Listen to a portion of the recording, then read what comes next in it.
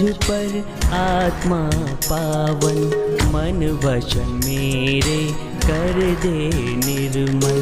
उतरा मुझ पर आत्मा पावन, मन वचन मेरे कर दे निर्मल।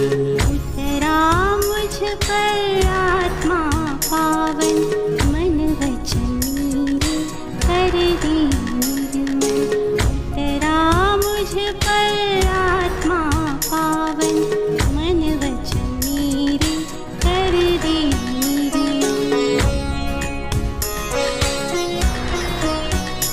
उतरा मुझ पर आत्मा पावन।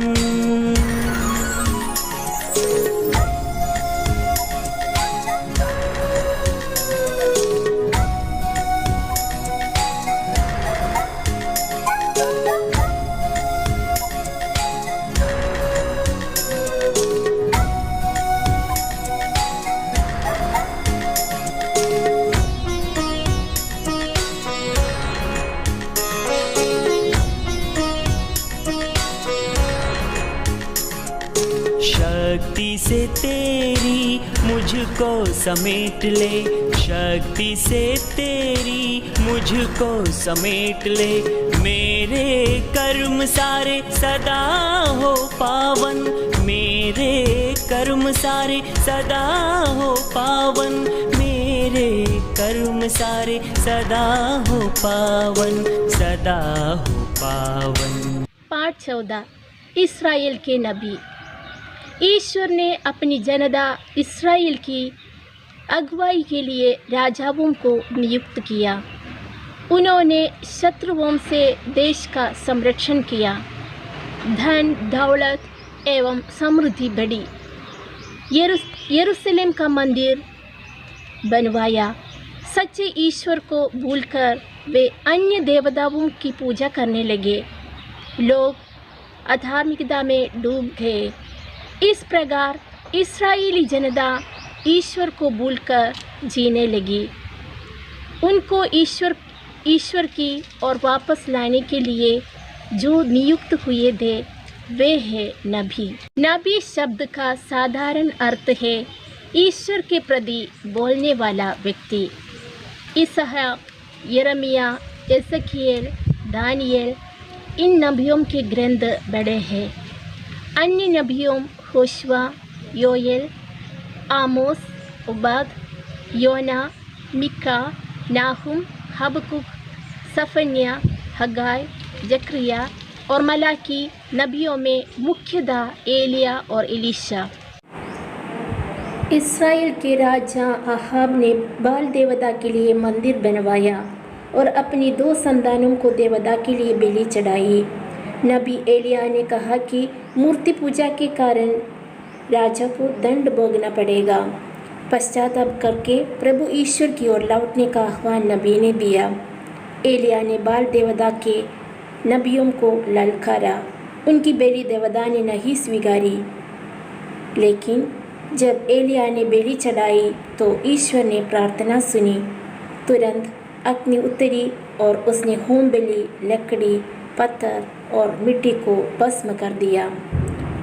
यह देखकर लोग मुंह के बल गिरकर बोले, प्रभु ही ईश्वर है, प्रभु ही ईश्वर है।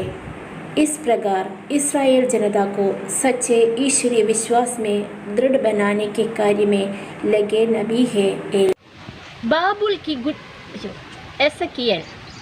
बाबुल की गुलामी में रही जनता को प्रत्याशा की ओर ले जाना ही उसका मुख्य दौत्य था। भविष्यवाणियाँ, प्रतीक, दृष्टांत, चिन्ह आदि के जरिए उसने लोगों को सिखाया। एक नए समूह के रूप में इस्राएली विकसित होंगे। उनकी अगुवाई के लिए एक बड़ा गडरिया आएगा। ईश्वर का आत्मा इस्राएल को नवजीवन प्रदान करेगा। नया मंदिर बनाया जाएगा। ईश्वर की महिमा लौट आएगी आदि प्रत्याशा के संदेश उसने दिया। यिर्मयाह, ईश्वर ने बालक यिर्मयाह को बुलाया, पवित्र किया, शक्ति प्रदान की और ईश्वर का संदेश लोगों को सुनाने के लिए भेजा। प्रभु ने उसके होठों का स्पर्श करते हुए कहा, मैं तुम्हारे मुख में अपना शब्द रख देता हूँ। देखो, उगाड़ने और गिराने, नष्ट करने और डाल देने, निर्माण करने और रोपने के लिए मैं आज तुम्हें राष्ट्रों तथा राज्यों पर अधिकार देता हूँ। लोगों के धार्मिक पतन और समाज में फैले अन्याय के खिलाफ उसने जोरदार प्रवचन दिया। उसने समझाया कि अंदर कपट और बेईमानी रखते हुए बाहर ईश्वर की भक्ति का बहाना करने की स्थिति से ईश्वर नफरत करता है।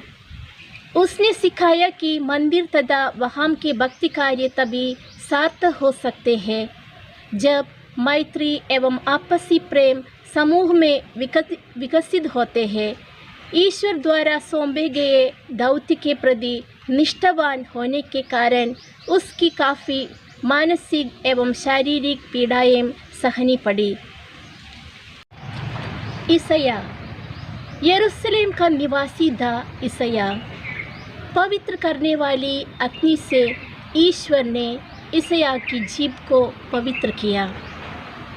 इस्राएल जनता ईश्वर को भूलकर उनकी आज्ञाओं का पालन न कर भटक गई है।